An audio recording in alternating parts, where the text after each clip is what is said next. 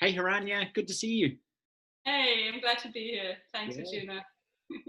Can you tell us just a little bit who you are, what you do? Yeah. Yeah, sure. I mean, I'm kind of one of those people who do like very many different things.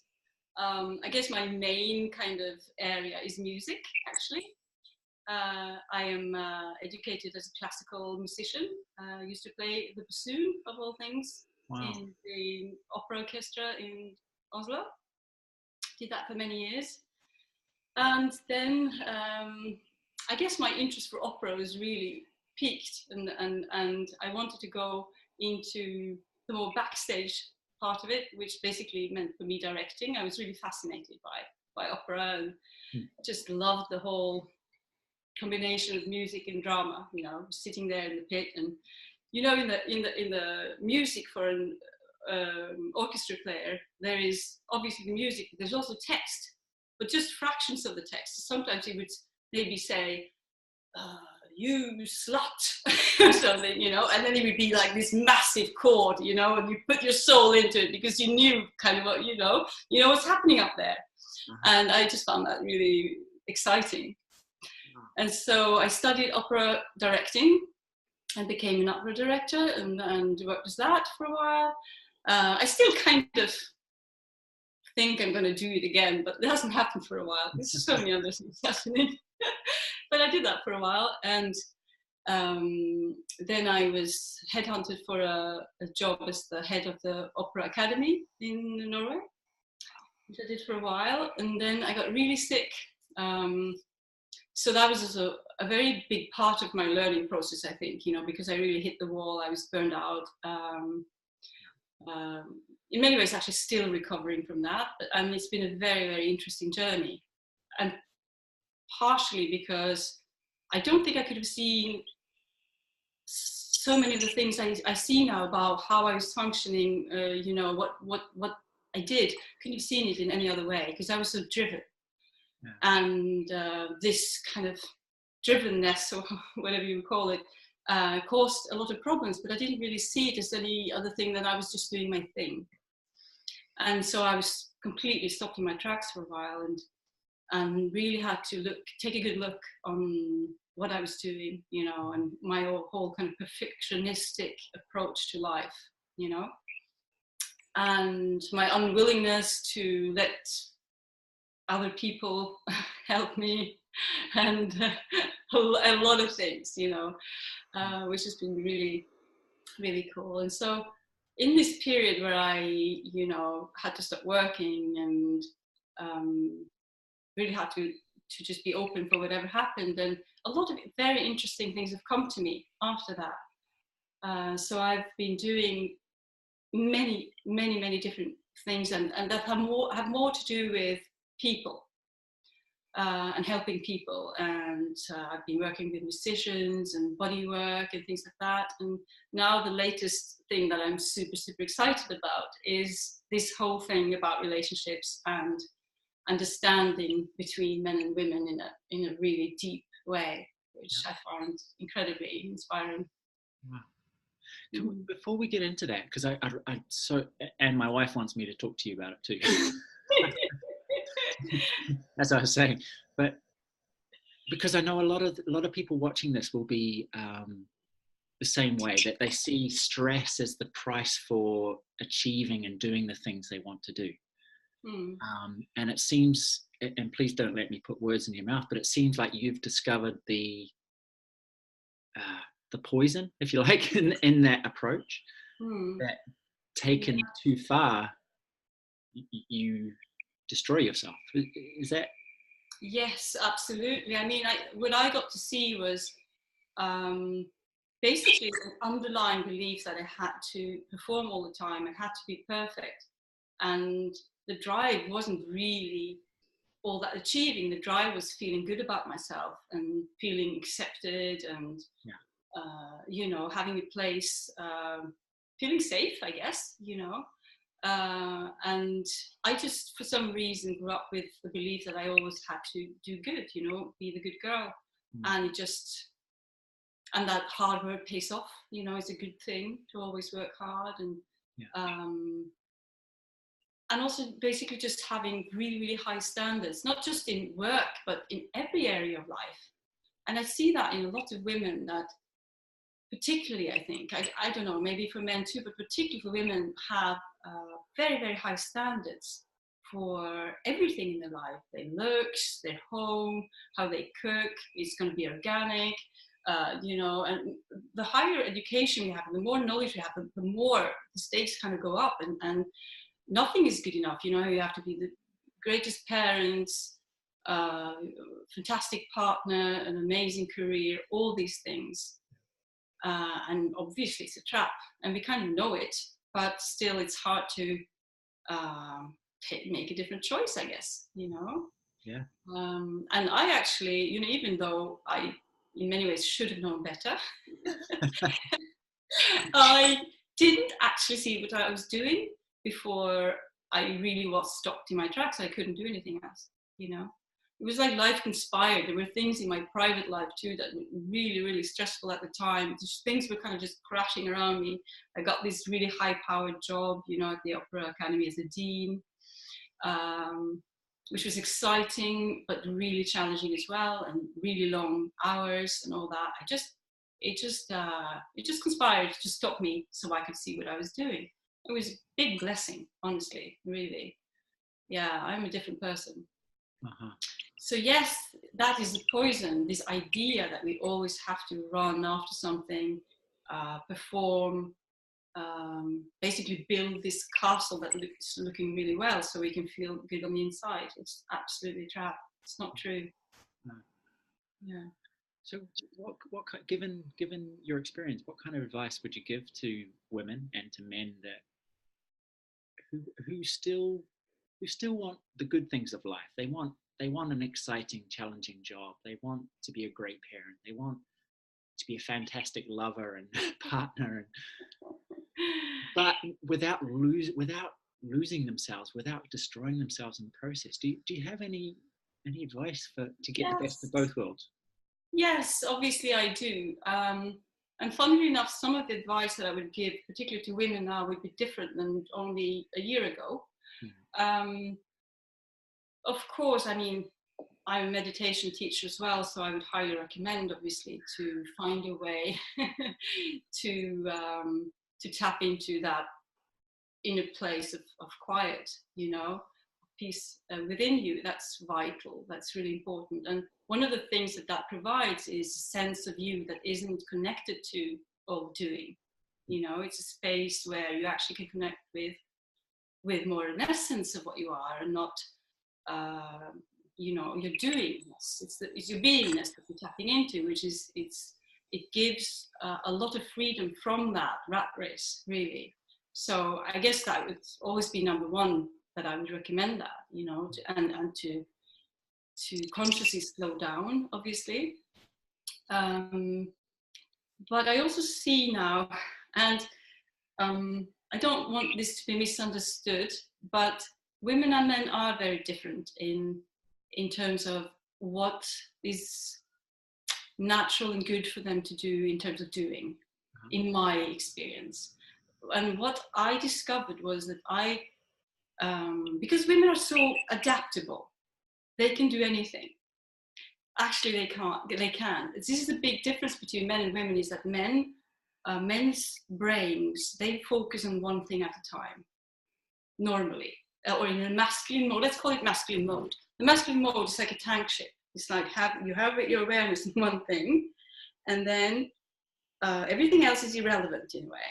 And if you have to change your awareness to something else, it's kind of takes some time and effort to and then that's what you know, that's what counts. Uh-huh. And I didn't know this about men. So for women, it's really annoying, actually, when they can't answer you when they're doing something, for instance. Women's completely different awareness, right? It's very useful to know. Women, it's like they see everything at once. Uh-huh. You know, they can see everything at once, and they can swap really, really fast from one thing to the other. And, you know, they say women can multitask. It's true. It's not only that they can, they do.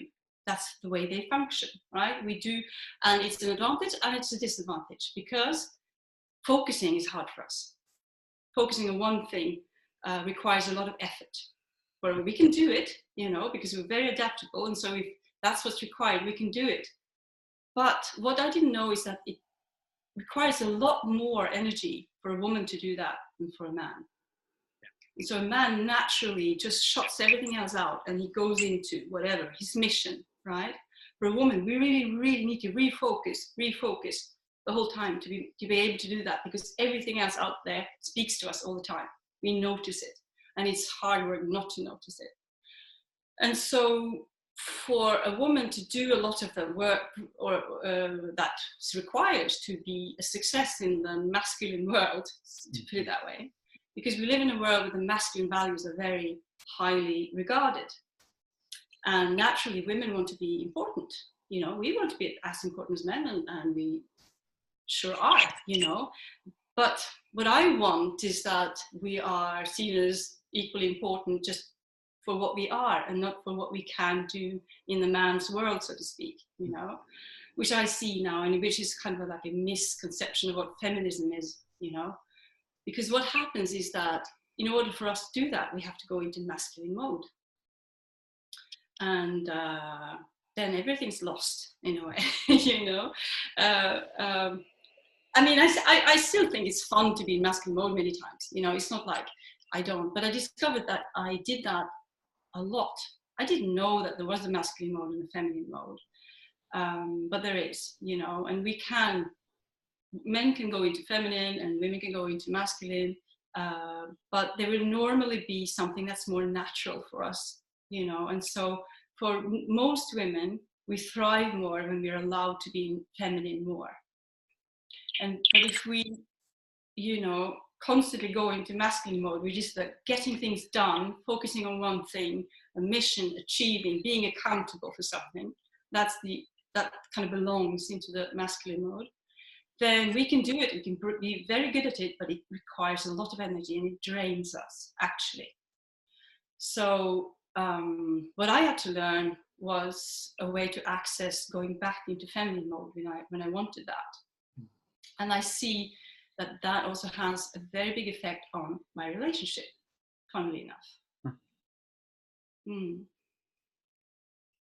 So how do you, I mean, the immediate question is, how do you choose to be in a different mode? Well, firstly, it's obviously an awareness, being aware that this is even a possibility. Yeah. That there are different states to be in, and to start to be aware of that, when a woman is very kind of go-getterish, tries to achieve, sorry, gets very controlling, and all that, then she's most likely in masculine mode. And you can actually decide in a way not to be. So I think I have to actually go and get a glass of water because I'm going to cough. Okay. Sure, yeah. Okay. Yeah, I just remember that I really also want to mention where I got a lot of this information from, which sure. Is an amazing woman called Alison Armstrong, who's written several books and basically has studied the difference between men and women, and particularly how men works, to understand men for a very long time. And she's just brilliant and a great person as well. Alison Armstrong. Alison Armstrong. I can really recommend looking into her stuff. Cool. Really good stuff. Yeah. But talking about this, getting it back into feminine, I also learned not from Alison, but from other sources, how to actually more consciously get into feminine mode. And it's many things you can do, but it's doing things that requires you to be more in what we call diffuse awareness, right? So for a woman, it's lovely to just be able to do whatever is naturally coming into her awareness, not having to finish one thing and then do the next. It's like just pottering about, putting this thing here and then looking at that and doing that. That's kind of relaxing for a woman to do. It can be things that get us more into our bodies. So actually, I have started a new morning practice, which is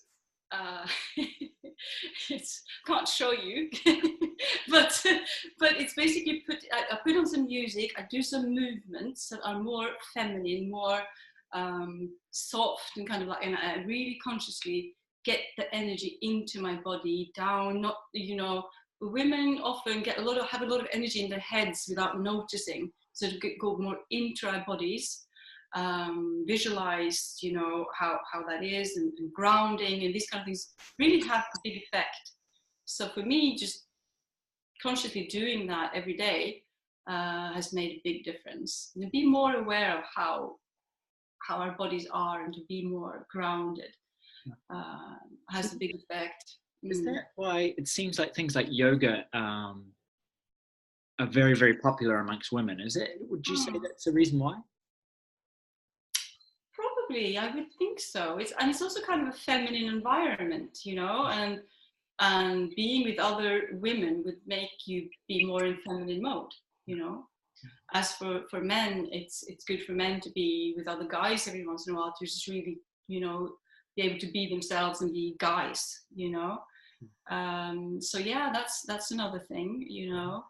And just be aware of things that make you feel serene, soft, kind of in touch with the greater force, you know, walks in nature, warm baths. For me, scents is really important. Everything that's sensual puts me into feminine mode, you know. And yeah, there's lots of things. Even the way you dress sometimes can actually change the way you are about things, and what you do as well, and how you do them. Give yourself kind of more slack, and not kind of being so accountable to a time schedule, for instance. For a woman, is really nice. Yeah. Yeah. Whereas for men, it's much more natural to have this kind of hunter instinct, you know, go for one thing, you know, and that's satisfying for a man. Yeah. Yeah. It's the difference in many ways between a hunter and a gatherer, you know. If the female is the gatherer, it's like she has to see everything, right? Oh, okay, there's these herbs there, and there's those berries there, and you know, everything is kind of equally important in a way. But if you're going to hunt that wild boar, you know, that's the only thing that really matters, and you can't be distracted by that pretty flower or that berry or whatever. That's irrelevant, right? And so for a man to be kind of disturbed in the middle of a mission can be very irritating, and kind of require energy as well, you know. But in modern day life, the mission can be going to see what's in the fridge and getting something to eat, you know. And even on the way to the fridge, it's like he's not really available for that chat. Which is amazing to know, you know. So now I've learned that if I have something that I want to speak to my husband about, I have learned to ask if this is a good time, you know. Or I see you're busy. Something I need to talk to you about, you know, when's a good time for you? And then he comes and finds me when it's a good time for him. We make a deal, you know, and then he can finish whatever he's doing. And then he's all, you know, his whole attention is on me. And that's kind of his mission then, you know. His mission is to listen to me and get what I'm saying, right? So that's amazing. Just little things like that. There's a whole world of cues in a way to understand what's really going on with the other person, and to work with that instead of against it. Yeah.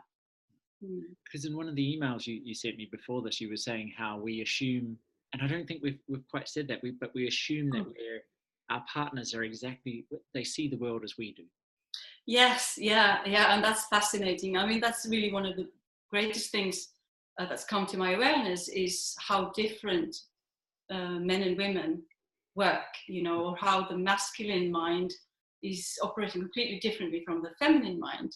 Yeah. And we are motivated by completely different things, and we have completely different instinct as well. And this is part of the conditioning that for me was very unseen. It was so just there that I didn't know that I was doing this. I didn't know that I was motivated by all these things. It's just in our biology, and of course also in society, and that is the same for men. So they are doing a lot of things that is really strange to me, or to women, but even if it's strange, it never occurred to me that there maybe was a really good reason, that I didn't know about. And now that I'm aware of that reason, for instance, that men have this single focus and women have more that sees everything or has this diffuse awareness, that explains a lot of things, why men are acting the way they are. So instead of judging them as if they were misbehaving women, which you would naturally do. Women do that all the time. And vice versa. And that's really one of the big things for me and for the women that I teach, is for us to become more aware of how we do that constantly. How we talk about men in a way as if it's almost accepted now to talk about men as if they're a bit stupid, or selfish or insensitive, which is absolutely not true. But it can seem that way if they were women. If a woman would act like that, yes, then probably they would be insensitive, but they're not. And they still have completely different reasons why they do what they do, So this awareness just helps in not reacting and not judging what's going on with the other person. And obviously there's the same the other way, for men to understand what motivates women and why they speak like they do and think like they do is equally interesting for them. The good news, though, is it seems to only take one part to solve the whole puzzle, which is amazing. If you are willing to really be responsible for your own stuff and be responsible for really understanding and wanting to know and wanting to drop the sword, then everything can be solved. It only takes one, which is amazing, And I see that with myself, with my marriage, how much it changed just by me changing my focus and being more aware of that there was, that he operated in different ways, just made such a big difference. And he didn't even know what was going on. I asked him after a couple of weeks, I started trying out this new knowledge, and there's, ways you even speak that will inspire a masculine being more than a feminine, for instance. And I was just testing this out and me feeling a bit awkward or whatever, but he seemed to not notice too much. I think it was strange, but I asked him after a while, I said, do you notice anything different? Because he knew I was doing something. And he said, well, yes, I do. And I said, so what have you noticed? He said, you started being really nice to me. I was like, really? Because that was always my intention, to be really nice to him. Obviously, I love him. He's my husband. I want to be really nice to him. But now I could do it in a way that he really felt like I saw him, And obviously, I stopped being annoyed at him for misbehaving because I knew he wasn't. I gave much more space for him to be the way that's natural for him. So, and I talked to him in a way that made it much more clear to him what difference he made in my life, which I understand is really important for men. Yeah. This is another thing that women don't know about men, is how much they want to serve, how much they want to support us, how much they want to give to us. They really are all about that. And if you tell a woman that, she's going to say, no, not my man, very often, or sometimes maybe, or whatever. But he does this and that. He's all about, his work or his career, or, he seems to be thinking a lot about himself. That's what we think about men. because we don't see why they do these things. And it turns out that they do a lot of these things for us. It's just that they don't tell us. Uh-huh. You know, so when a man works really, really hard, for instance, and puts all his energy into the work, it's because he wants to provide something for us. Mm. He wants to provide the life that he thinks we deserve. That is his responsibility to give us. You know, a man feels a lot of responsibility for the people in his lives, to a different degree than women. We feel, I guess, responsible for the feeling of things, you know, what we fill it with, the love, the connection, these kind of things. But men feel very responsible for the frame, in a way, for the safety, for that everything is provided so we can have a good life, you know, these kind of things. And so it seems often like men only think about the career, but it's for us. Right. And that's very helpful to know. You know, and yeah, it's like a million different things that that shows that this is true. And when I speak to men, often they it's like this, they sigh, like a sigh of relief, because what I say is that, you know, when I learn to actually relax and receive more what men have to give, they seem to be much happier. And they're like, yeah, please do that. You know. And that's one of the things that I've seen that I did. I kind of thought I needed to be so independent.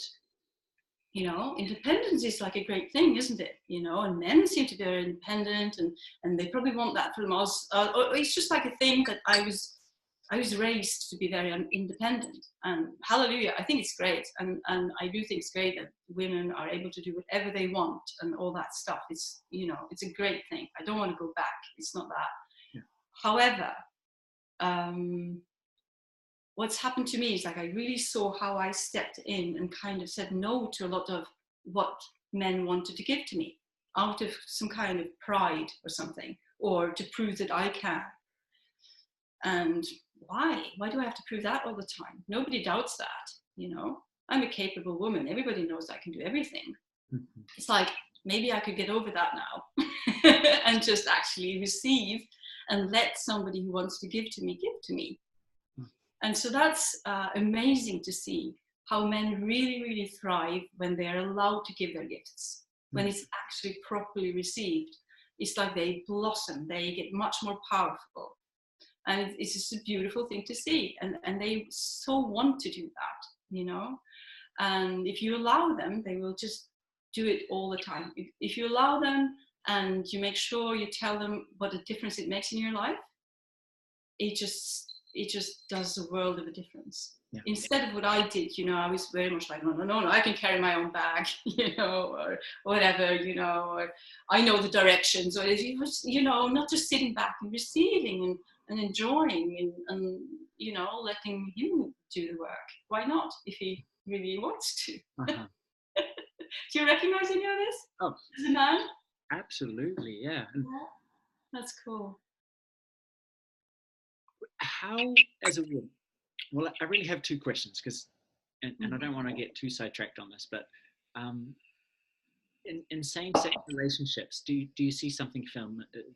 Do you see one half taking a more feminine role and the other half taking a more masculine, and do they switch, or does this stuff apply for same-sex relationships as well? Yes. Yeah. Not that I know like tons about it, but I know enough to say that yes, it does. Yeah. I mean, I have a really good friend who's a man, but who was so relieved to get this knowledge and to recognize that he was operating in feminine mode so much. And for him, it was like, oh, I feel understood now. I know much more about who I am, in a way. He's totally happy with being a man, but he just recognized that a lot of the time he operates, or he identifies more with a feminine approach. And for him, men have been this mysterious, weird, you know, just incomprehensible beings that seem to be motivated by strange stuff, you know, or you know, in many ways, he had the same kind of attitude as women do, you know, because basically he didn't understand them either. And so yeah, for him this is great, because he gets to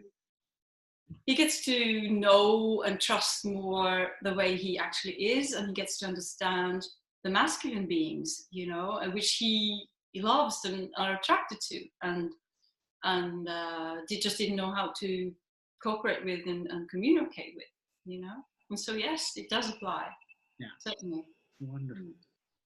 And you know, often too, in you know, heterosexual relationship as well, the man can have some areas where he's more feminine than the woman, and vice versa. It's not like it's like, you know, completely divided like that, you know. So that's important to be aware of too.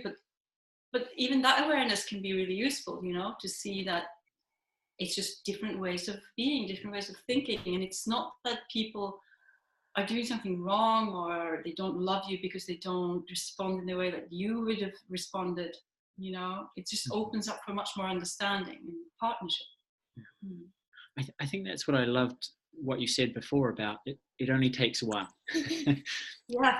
And it takes that need to understand the other, you know, maybe they're in a male body or a female body, but to understand their individual makeup is a great thing, because we're not waiting for the other person to do anything, you know. Yeah, and magically they transform as well, kind of, or it seems like that, you know. I've seen so much happening with the partners of the women that I speak to, you know. They come and they are so amazed because of that awareness that they have now, you know. They see that actually his motivation is completely different. I've always just misunderstood the way he wants to protect me, for instance. It can be quite annoying sometimes for a woman, an independent woman, you know. I don't need to be protected, you know. But when you see that that's actually just his nature, and it comes from a really pure place, and you can allow that and you can lean into it, it's really actually really, really nice, you know. And you start to appreciate that, and then that appreciation just seems to inspire the man to be a better version of himself, you know. And he gets more inspired to step up and you know, protect even more, or to provide even more, or to give even more, because he sees that it's actually, you know, allowed in, and he naturally will do it, you know. It's magic, actually. Amazing. So perhaps this, I don't know if this will help. Perhaps you can help me. What? Try me. Because quite often in my relationship, I guess perhaps I don't say this, but the underlying assumption is just tell me what to do. Tell me what you want. Like you're saying, you're saying men love to give, and the only trouble I have is with direction. Yeah. Yes. And so we talk, and she says sometimes, well, either surprise me, or tricky one, or you should know. Right. Yeah. Even more tricky. Not in such few words, but it's the sense of, I want to give to you, but I just don't know how. Yeah.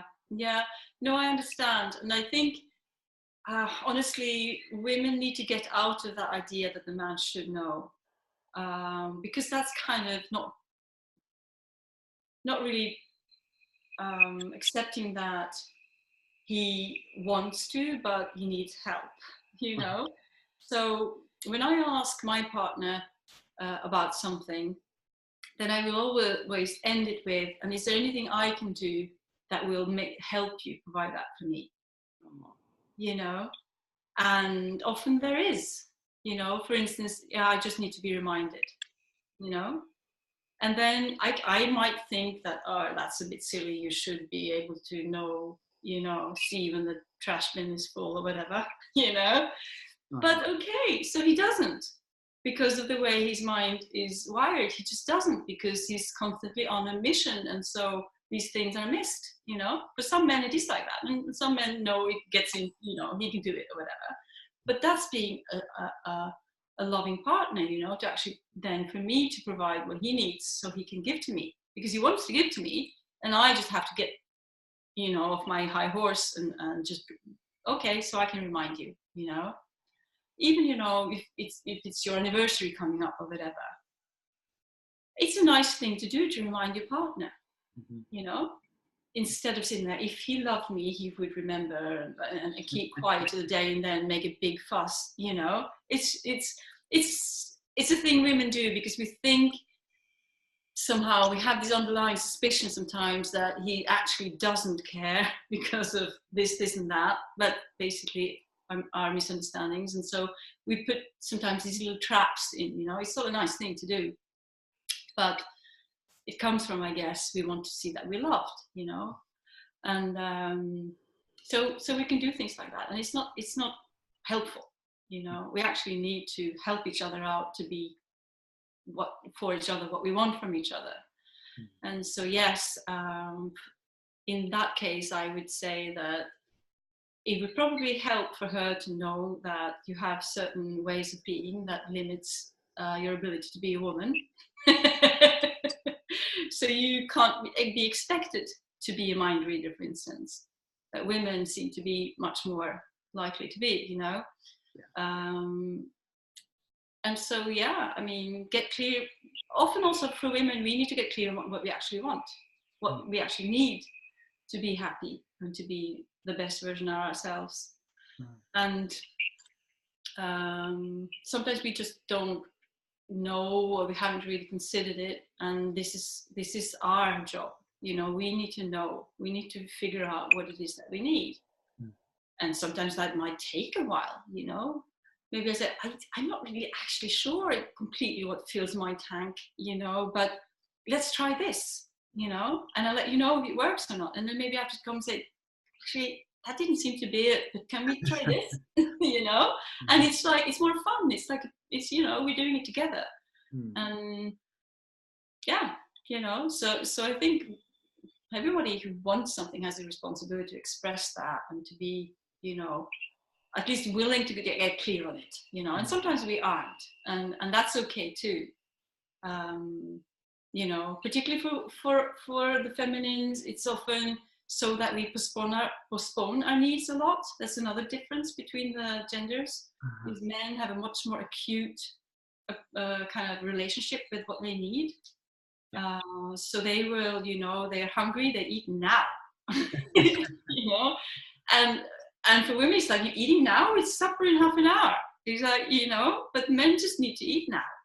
They're hungry. And we can actually get like our feelings hurt because I'm making this amazing supper and you're not even willing to wait, right? And it's just because we can wait, and we can wait, and we can wait, and we can wait. We're hungry. We can be hungry for hours if we actually can. It's not a good idea, but we can. Or even going to the bathroom, we can postpone it because there's like all these things we need to do, whatever. Men just don't do that in the same way, And it's just really good to know the difference. So we don't judge each other like that, And it's also good to know because it gives access to how men work, so we can use that in a way that's good for everyone. Okay, so men understand needs, right? So if I tell him what I need, and he will relate to that as it's acute, which is good, So yeah. Yeah. That's so fascinating because, and I hope Sumari doesn't mind. Too bad. I think one of the biggest things for me in my conversation with people in general, men and women, is what do you really need? What do you really want from life? What floats your boat? What really makes you come alive? And just the other morning, it was raining, and one of my things is kayaking. It really feeds my soul. And it'd been raining. It was like, Sumari, I want to get away for a couple of hours, just 2 hours, go kayaking, and can I? Yeah. And she was kind of upset because she was like, well, what about us? What about what we were going to do this weekend? And but I think the whole discussion really was wrapped up around her not still being unclear what she needs, what really makes her come alive. Hmm. And Yeah, that's a big question, isn't it? To look and go, oh, this is what I need to be given.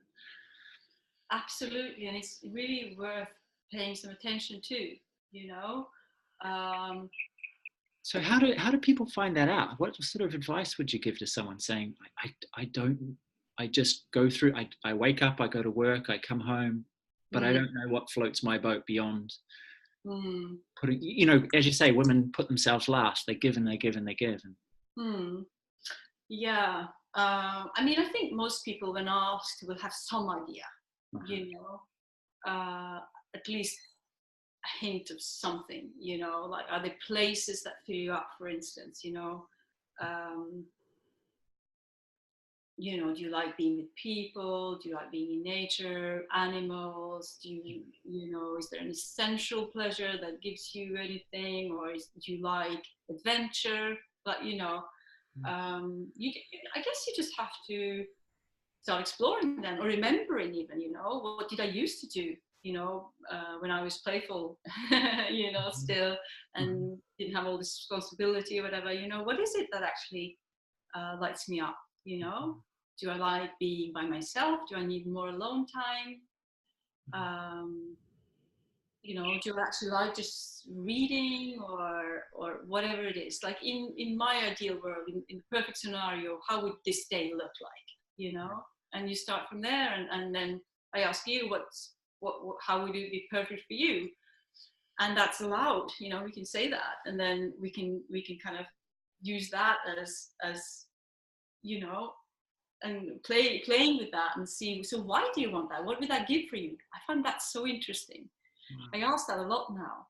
Mm. What would that, what's so great about that? How does that make you feel? And often it's so surprising to me. And then that motivates me. I want you to feel that. Like, so maybe, if someone really knows like what it does for you, then it would be inspiring for her. And obviously also for her to be able to say that, if I had it all my way, it would be like this. And just to be listened to and kind of seen, and then see that, maybe you can't provide everything, but you would like to, at least, or you get it, I get that would be nice, and I get what you would get out of it. And so it becomes more about wanting to support each other in whatever makes us happy. Um, and I don't know if I have more to say about this, like what fills our tank, or what makes us happy. I just do think that it's every person's responsibility to find out. We can't wait for others to let us know. And I think sometimes we do, and I think probably women more than men. Men seem to take care of their adventure more than women do, because adventure is really important to men. Can be to women as well, but it maybe looks a bit different. And women often are, their main kind of agenda is connection, and being together and feeling the love and feeling the safety. To be safe is a big motivator for women. It's just good to know. It's a basic instinct. We're the smaller, weaker gender, and we need, like, from biology's point of view, we needed protection. It's not like we actually do anymore, but still we want to feel safe. And so we want to see that we're taken care of and taken into consideration. And when we feel like the connection is kind of fading or broken, we feel really insecure. So it's important for us to know that the connection is still there, even if you go on your adventure. So yeah, maybe that's something you could do there in kind of making sure that you're going to connect afterwards, or or she's going to get that connection that she really wants, or the family feeling that she's after, or whatever, that might be really what she's after. And how are you going to do that? How would it ideally look for her? Would it be you putting everything else aside and just doing this nice thing, whatever it is, in this particular way together, you know, just drag it out of her. You know, what is it like, what kind of feeling is it that she's after? Yeah. You know, Yeah. because often that's what we're after. As women, we are after a feeling, an atmosphere, a connection, kind of togetherness, this kind of thing. Yeah. And, you know, what about me is a very typical feeling for a woman to have. Yeah. Yeah. Yeah. Yeah. It was just amazing what you were saying, because we talked about it, and she was going, well, it feels a little selfish of you just to go and do what you want to do, and just harking back to what you said earlier, I was like, of course, that's why she sees. Yeah. Yeah, and that's so interesting, because that's a relationship women have with their own needs as well, you see. We are so afraid of having our needs met because we think we're selfish. And this is something that's really, really crucial for women to learn to honor their needs, you know, and to see the value of having their needs met, and that it's not selfish. Because when women don't have their needs met, when they do all the work, or they never receive, when they don't get the alone time, or the bubble bath, or the riding, or God knows what it is, you know, or the girly time, or I don't know, they get like bitchy, you know. We get tired, we get snappy, we're not really fun to be around. However, if we get everything that we really like, you know, we get our time, we get, you know, the experiences of being relaxed and sensual and filled up and connected and all that, then we become happy and radiant and lovely to be around, which is actually what men want. You know, men are much more interested in that than that we've changed the tires, you know, or done the dishes, for that matter. That's not so important to a man. It's much more important that she's happy, you know. Yeah. And one of the ways that we actually take the power away from men is by not being happy. Yeah. And complain, because I didn't know this. It's amazing. Men are wonderful. They have to feel accountable for our happiness. Who would have known? Yeah. It's amazing. So if a man can't provide happiness for his woman, he feels like a failure. Mm-hmm. We don't know that that's what we're doing to you, you know, when we complain and when we seem unhappy. We don't know that we're taking your power away, but that is what's happening. Mm. And so it's really a responsibility we have to make sure we get our needs met, so that we have a good shot of being happy and relaxed. You know, it's our responsibility. And what we don't know is that we can use you guys to do that. You know, if I say to my husband that, you know, I need you to do this, this, and that for me, because then I can just, you know, it would be such a relief. I just feel like, you know, I could just really relax, and I'll be so much more fun to be with afterwards. You know, it's like, yeah, sure, you know, that sounds worth it. You know. And so when he knows, you know, that you'll be just happier and more alive, or feel more free or safe, or whatever it is, then he knows why he's doing it, right? And this is a big difference, because I you know, this is a classical kind of like relationship conflict, is tasks, right? Tasks in the house. Yeah. Who's done the dishes? Why haven't you picked up that? You know, blah blah blah. Very traditionally, often the woman who's annoyed with the man. It can be both, though. I mean, I'm less tidy than my husband, so the other way around here. But what I've learned is that women see all the tasks, usually, normally, or feminine mode, you know, sees all the tasks. We walk into a room, we see everything that needs to be done. We see, you know, the dishes aren't done, that painting is squint, there's somebody's socks in the corner, you know, we see everything. And they're talking to us, they're saying, do this to me, correct me, adjust, you know, tasks. And so naturally for us, if somebody are willing to do those tasks, we feel like it has something to do with us. You know, he's doing something for me. It was really eye-opening for me to know that men don't look at tasks that way. Task is completely neutral for a man. It doesn't have anything to do with personal relationship. It doesn't have to do anything with love or anything. It's just something, you know, and it's not really worth doing in itself. Yeah.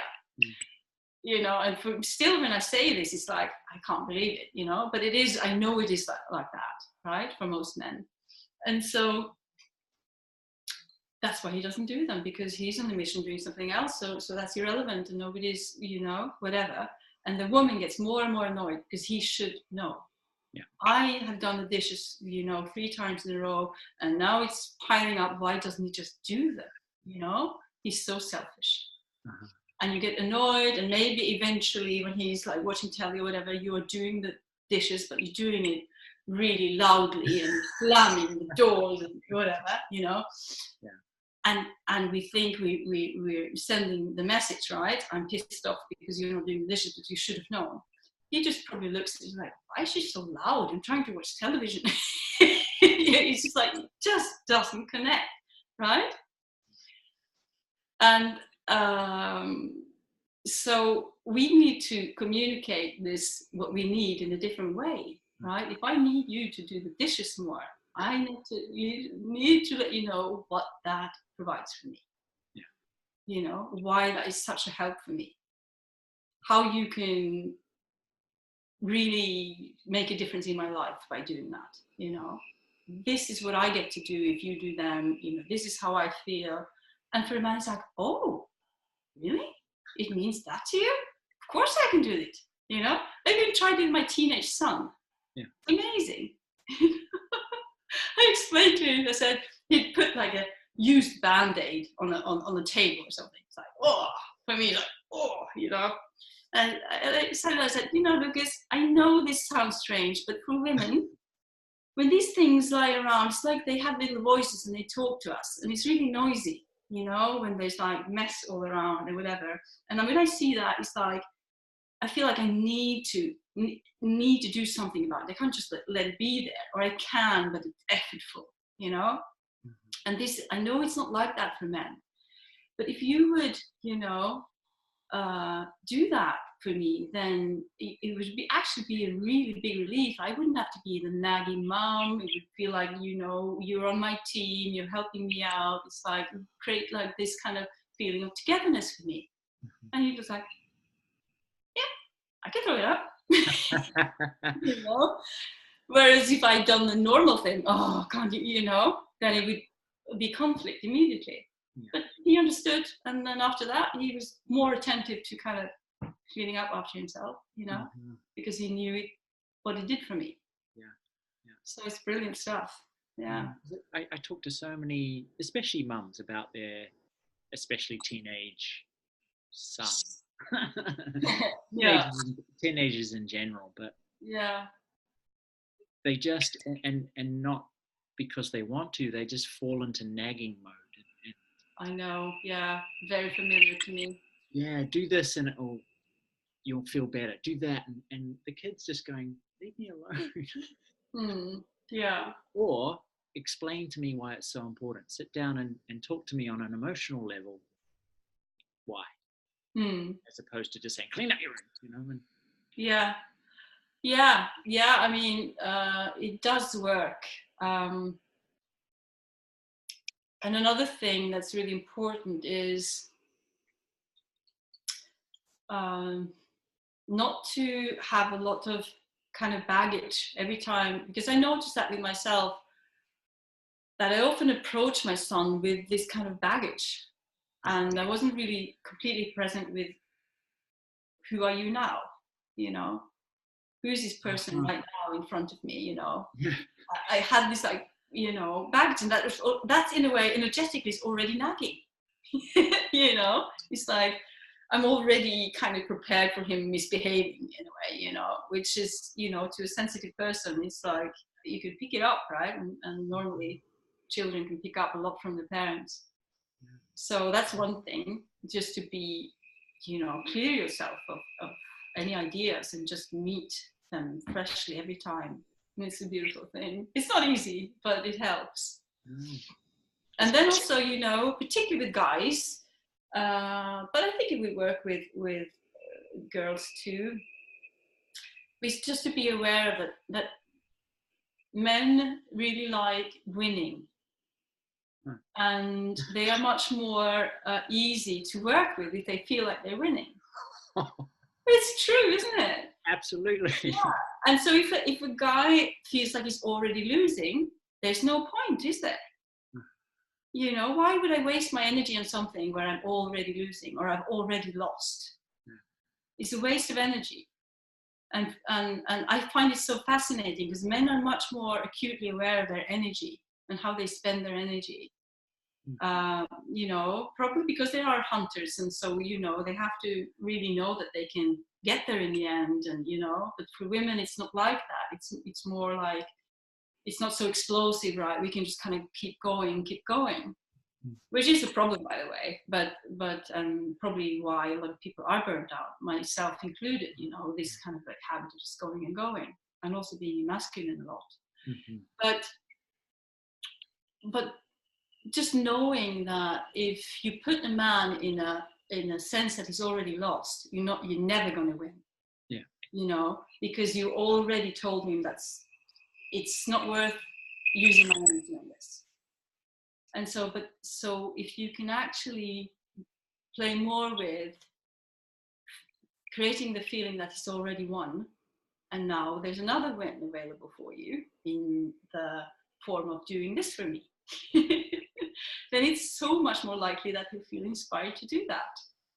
Because, you know, you tell him, it's so great the way you did that, and he's like, you know, and now this is what I need from you, and that would, you know, make such and such big difference for me. He's like, oh, more points to score. Okay, of course, this sounds worth it, you know. It's actually not rocket science, but it helps to know, because I didn't know at all, you know. You're talking about the difference between, because falling into that mode of nagging and complaining versus appreciation, is that what you're talking about? Yes, in many ways, yes. And you know, sometimes when I speak to women about this, it's like, but they don't deserve it, or it's like, should I just like you know, pretend or whatever. But, you know, it's a matter of, do you want to keep doing what doesn't work, or do you want to actually explore something that might work and give you eventually what you want? Yeah. And so when you play with that, what I suggest is that you have to find something that you do appreciate, that is genuine. You can't just do this fake kind of, oh, you know, it's so great, but you don't mean it, because that's important, and people can feel that, right? I mean, I'm sure you can feel that if people really actually receive something from you, your compliment, for instance, if it's actually received, or it's just like, oh, you know, or you too, or whatever, you know, it's like a totally different energy. So if somebody says thank you, you know, that feels good, and so you know you won, right? And so play with finding something that you appreciate, that they've done in the past, or generally whatever, you know, anything that's actually true, that you can actually feel gratitude for, because the energy of gratitude is really important. And so if you praise from that kind of, actually, I'm actually already receiving something good from you, I'm happy about that, then that can be felt, right? That can be, you know, it's true. And so that's win number one. You're already, you know, okay, I'm a good guy. I'm winning. This is awesome, you know. And then you can present the next goal, you know, the next mission that will give. Yeah. Yeah. Yeah, it's cool. Yeah, but yeah, appreciation instead of coming from lack or complaints or already being disappointed, you know, it just doesn't work. It might be as legitimate as it is, but it just doesn't work. Yeah. And exactly what you're talking about, I see something that I learned a lot in my past was that I would try to win at, it was almost like my relationship was a point scoring game. And so every conversation I had to be the winner. Oh, God, yeah.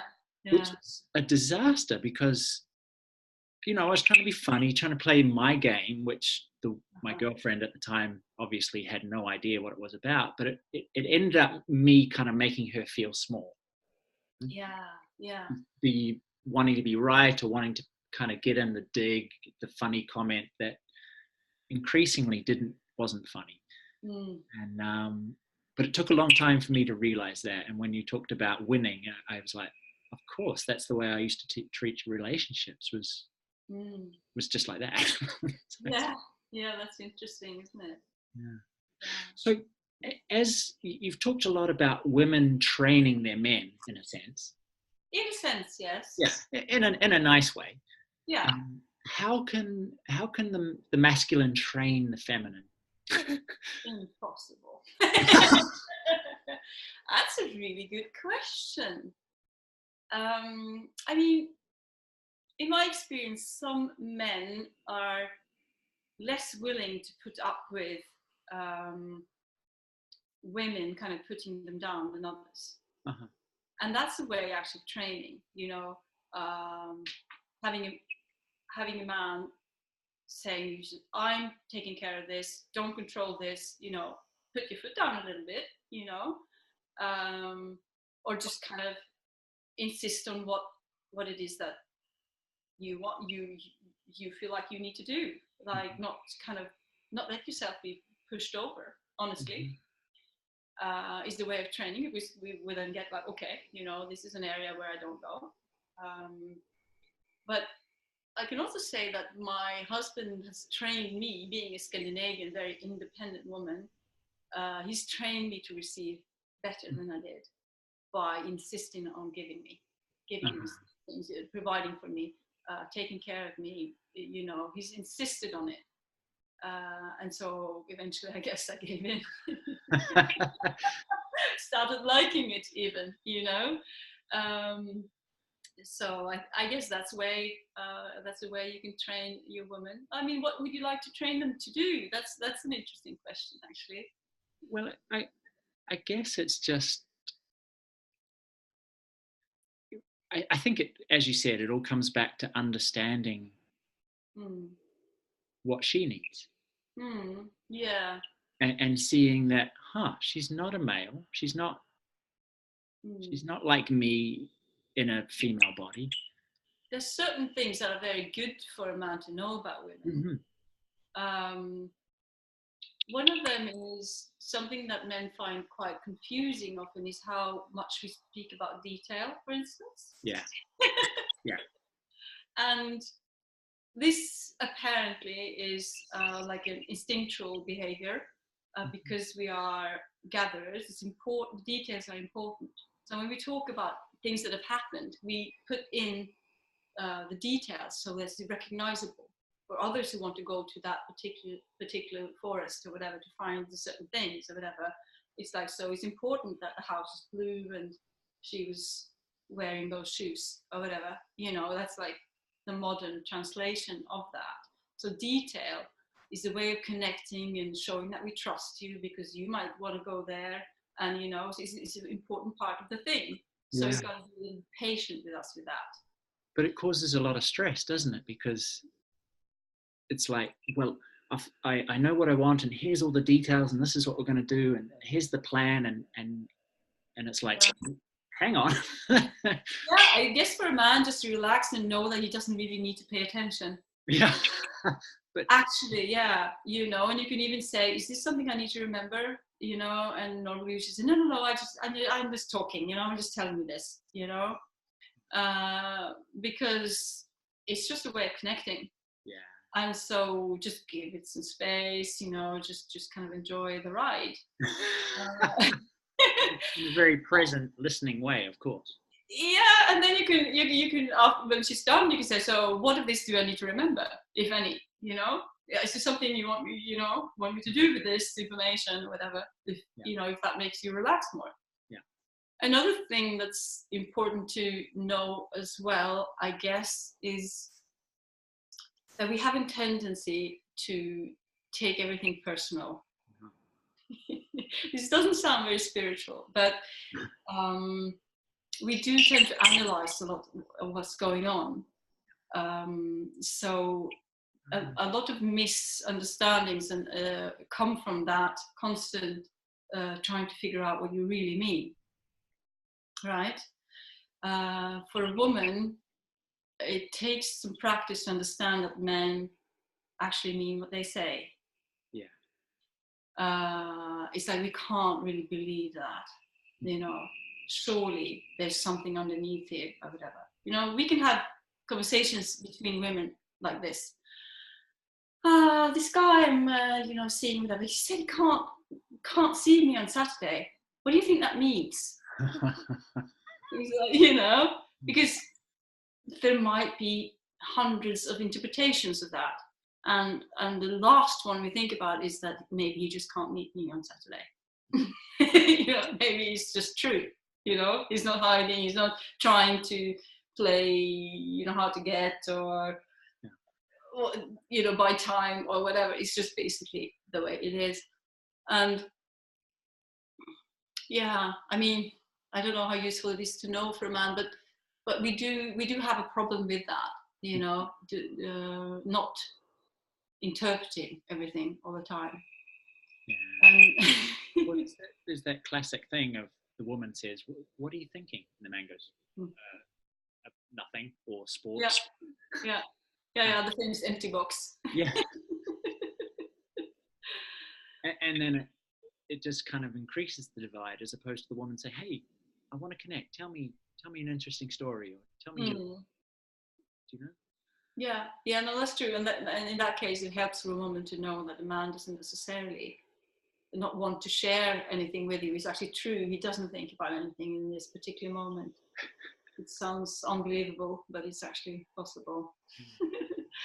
Yeah. So it sounds. Yeah. So a lot of what it boils down to is if a guy can kind of make his woman feel emotionally safe, a lot is won. You know, if he can kind of reassure her, just know that there is an underlying kind of checking: am I important? Does he really care about me? Does this action mean he cares about me or not? You know, just knowing that there are ways you can reassure her that I do care about you. I'm looking forward to coming home. You know, I just need this or whatever. It doesn't mean I don't love you. You know, because that's a way of partnership. You know, to just know that that's kind of tendency that we have. You know, and to help out to reassure that actually it's nothing else going on. Yeah. Oh, brilliant! It sounds like you know, a whole lot of gentle honesty would really help. And so many. And I put my hand up. I can be more gently honest, but again, just communicating what you want and how can I help you get what you want from this relationship, from life. Yeah, it's, you know, it's kind of from coming from more like a battlefield, or kind of like we're opponents or adversaries in a way, you know, that kind of try to get something out of each other, or because we just think we're right about what we see, you know. I guess both men and women do. We think we're right about what we see, but we need to be willing to just drop that and just say, what if I don't know anything about what's going on with this person? And what if nobody ever is really misbehaving? You know, could be that they just have reasons that I don't see.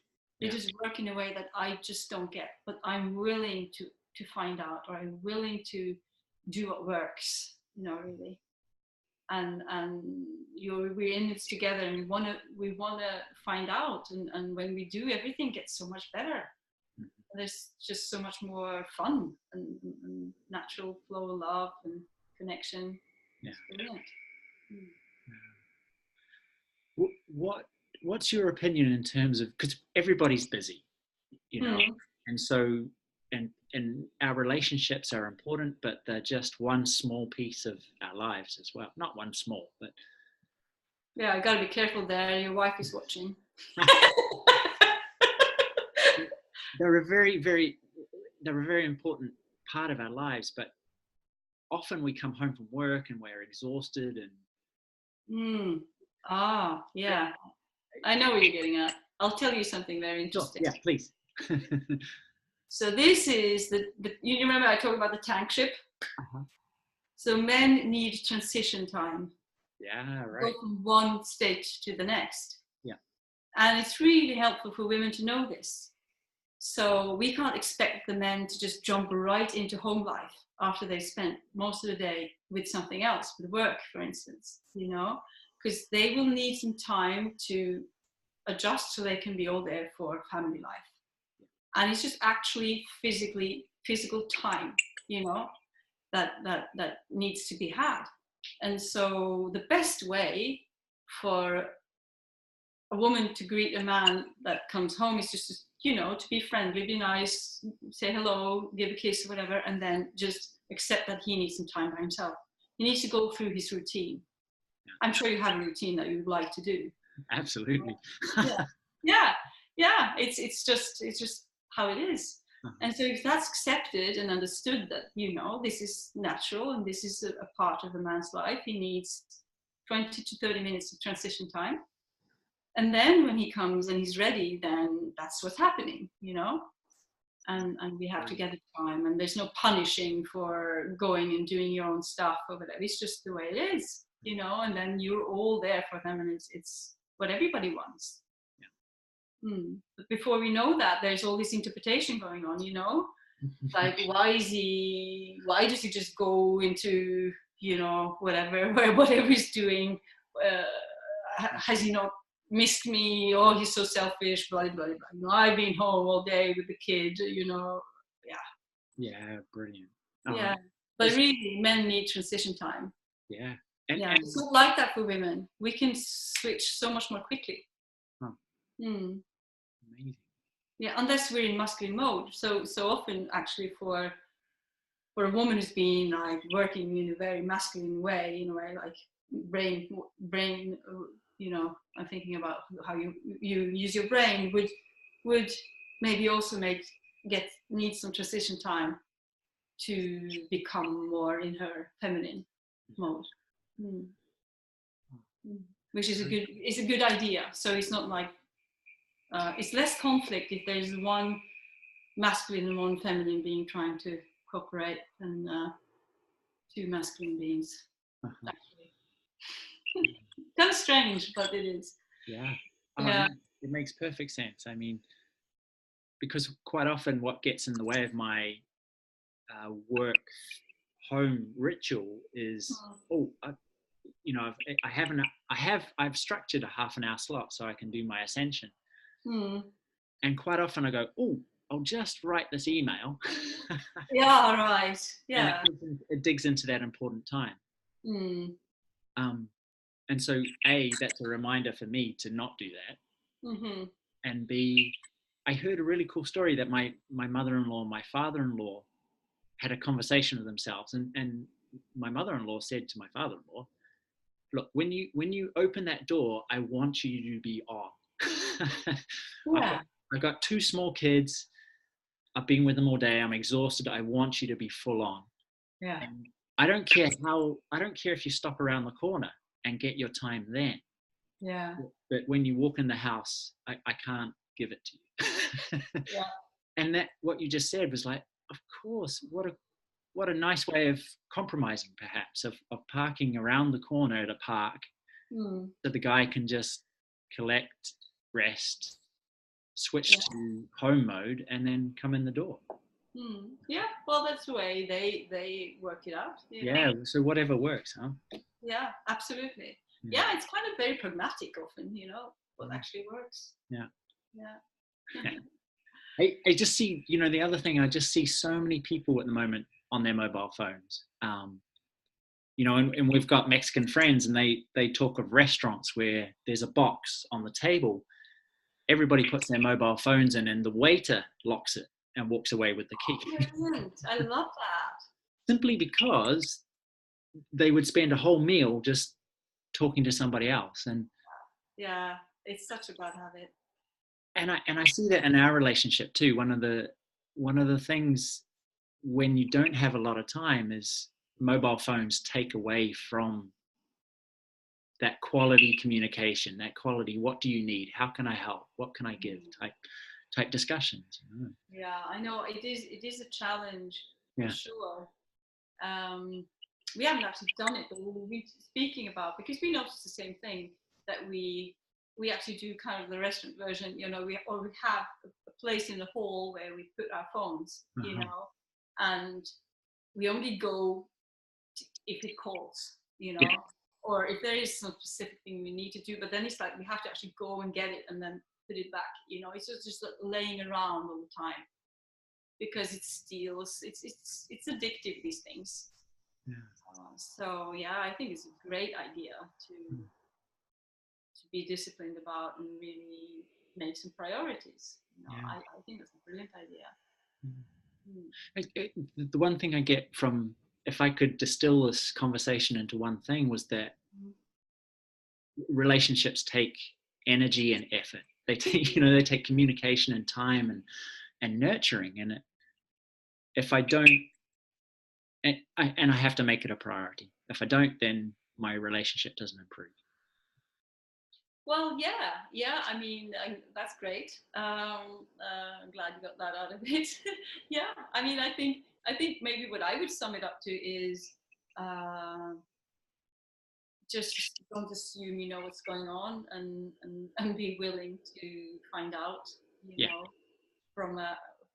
From this attitude of cooperation. So kind of just put your sword down and assume that everything's good. You've chosen this wonderful person. They are still wonderful, even if they do things that sometimes piss you off, or you don't understand, or you're sure they mean this and that, but they actually don't. When you look into it more, they don't. And just that attitude, I think, can change a lot of things. And obviously, I do agree that relationships you need to put effort and time into a relationship, but it's also so rewarding. Yeah. And I find that by applying more of this kind of knowledge that I've been talking about, it doesn't feel like effort. It just feels more playful, and instead of having fights, we're just having more interesting conversations about to figure each other out, and it doesn't feel like we're efforting, and we just really, really happy. Everybody wants that, everybody wants a happy relationship. It's very high up on the list for most people. Yeah. And if we say we don't, it's usually because we feel like we failed, and so we give in the whole thing up. But really, to have true connection and understanding is for both men and women really high up. Oh, amazing! It's worth it. Yeah. Thank you, Hiranya. Do you mind if I ask you just a few closing questions? Of course not. So for you, what is success? Who is the most successful person you have ever met? Oh God, that's a very difficult question. Just go. What is success to you? What is a successful life? Well, I think happiness is very close. Somebody who is happy, truly happy. Somebody who's loving, compassionate. I think it's the qualities of what a person has become that's important for me when I look at how successful their life is. The person who's grown in compassion and understanding, love and presence, is for me a successful person. More than any kind of other achievement. So, yeah, the person who's really at peace with themselves and the world, I would say, is a very successful person. Awesome. And if you had a billboard in the middle of every town and every city in the world, what would that billboard say? Oh God. You wouldn't say that. Oh God, maybe that would be good. No, what would it say?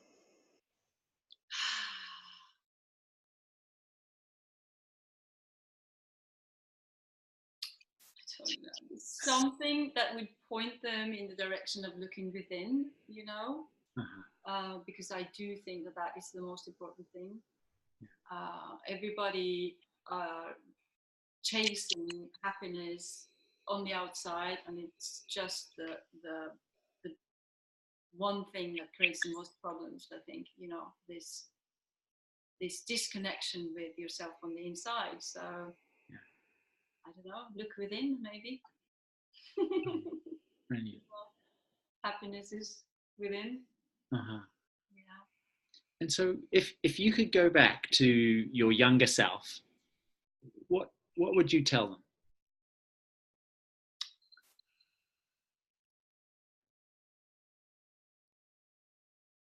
Mm.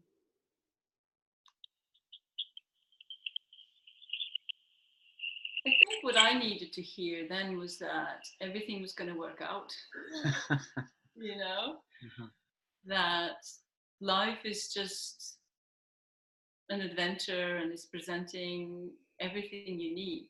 And there's no need to worry. You know, you can just enjoy everything that's happening as much as you can. Yeah, I think, you know, for me, actually, when I learned to ascend, that was the first thing that really stuck with me was knowing that everything actually was all right. It was just something that landed in me. Maybe think everything is okay, you know? I can just trust that things are okay. It was a big deal for me to know that. So yeah, I think for me that would have been really good to know, you know, and trust that actually you can't screw it up. You know, it looks often, I know it looks like you're screwing it up, but my experience is that you don't. It's just part of the learning process, and you land on your feet and you are wiser and stronger and happier afterwards, you know. And that's a good thing to know when you're in the middle of challenges. Yeah. And as a young girl and young woman, I was very insecure, you know, and you know, as I said, I thought I needed to perform and be perfect all the time. I think it would have been good for me to know that it's going to work out, you know. It's going to be fine. It is fine, actually. Yeah, yeah. And I could just like instill in me great love and presence and stillness. If that's an option, I would do that. Sure. Yeah, I would say exactly the same thing to my young self. Yeah, that's cool. Yeah, it's a good message. So how can people, if they want to, how can they get in touch with you? How can they sort of tap into your world? How can people do that? Yeah, that's a good question. Well, I don't really have a website up and running or anything. I'm very unorganized yet. Well, I'm going to have a course for women now in Norway, and hopefully, within not too long, I'm going to have an online course happening. But it's not. I can't actually. I mean, they can write to me. Sure. Please, that would be wonderful. At just my Hiranya at thebrightpath.com. HIRANYA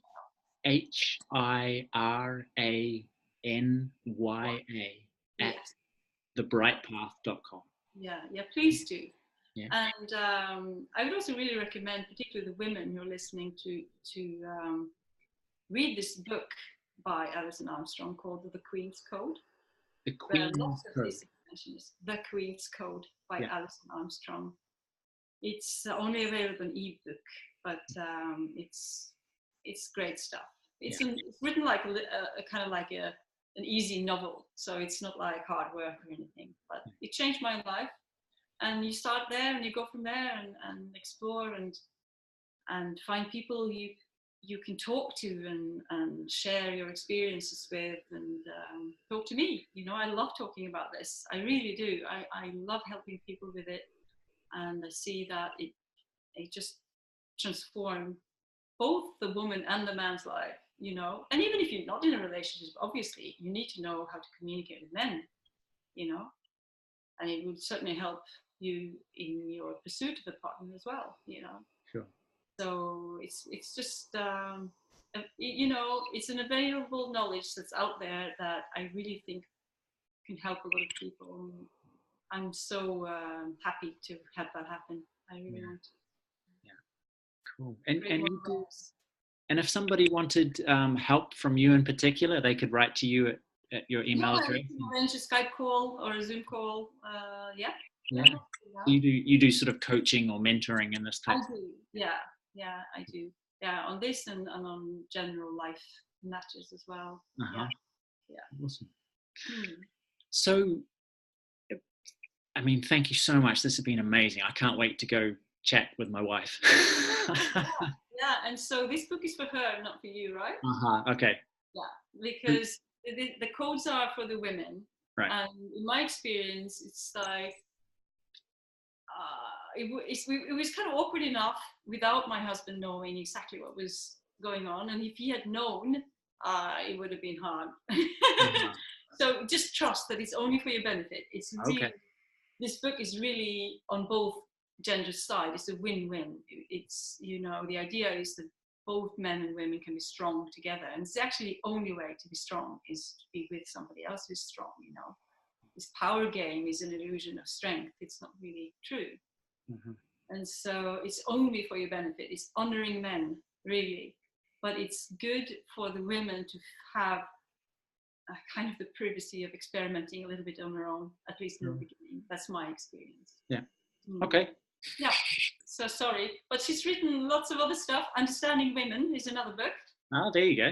Understanding Women. Understanding Women. Yeah, I listened to it on Audible. It's brilliant stuff. Explains the whole hunt together thing. Yeah, there's lots of info out there and other stuff too. You can go into. So yeah. Cool. Oh, thank you. Do you have anything, any parting words? Anything for the audience? A happy relationship is possible. And you can do it. Everybody can do it. It's available, and just have fun with it and trust that it's for you too. Yeah. Cool. Oh, brilliant. Thank you so much.